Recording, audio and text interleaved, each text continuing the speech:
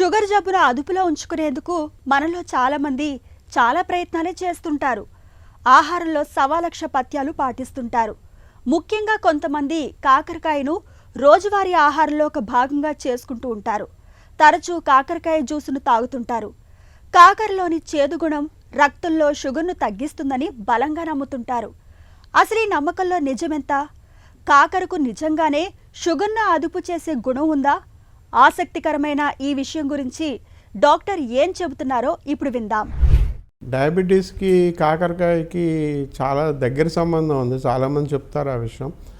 ఇది మన మన తెలుగు రాష్ట్రాల్లో కన్నా కూడా ఉత్తర భారతదేశంలో కాకరకాయ మీద ఎక్కువ పరిశోధనలు జరిగాయి అన్నమాట. మన agriculture ICR Indian council of agriculture research తరఫున అవుతానేవి, ఐసీఎంఆర్ తరఫున అవుతానేవి కరేలా మీద చాలా పరిశోధనలు జరిగి దాదాపు కొన్ని 20-30 ఏళ్ల పాటు ఎన్నో రకాల పరిశోధన వ్యాసనాలు వెలువరించారు.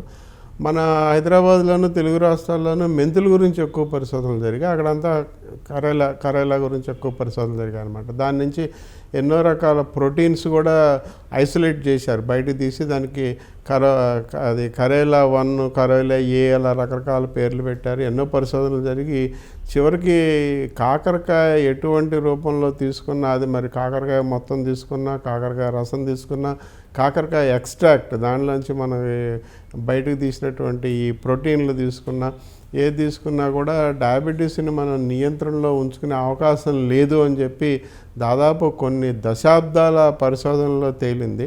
అయినా అలవాటుగా కాకరకాయతో తింటే తప్పేం లేదు, కానీ కాకరకాయ తింటే డయాబెటీస్ నియంత్రణ వస్తుంది లేదా కాకరకాయ వలన డయాబెటీస్ నివారించుకోవచ్చు అనే విషయాలు మాత్రం కరెక్ట్ కాదు. కాకరకాయ అలవాటుగా ఆహార పదార్థంగా కూరల్లో వాడుకుంటూ మన భారతీయులు అందరూ కూడా తింటారు. దానివల్ల తప్పు లేదు. దానివల్ల డయాబెటీస్ విషయంలో మాత్రం ఉపయోగం అంటూ ఏమి ఉండదండి. డయాబెటీస్కి కాకరకాయకి మనకి ఆరోగ్య సంబంధమైన సంబంధాలు ఏం లేవు.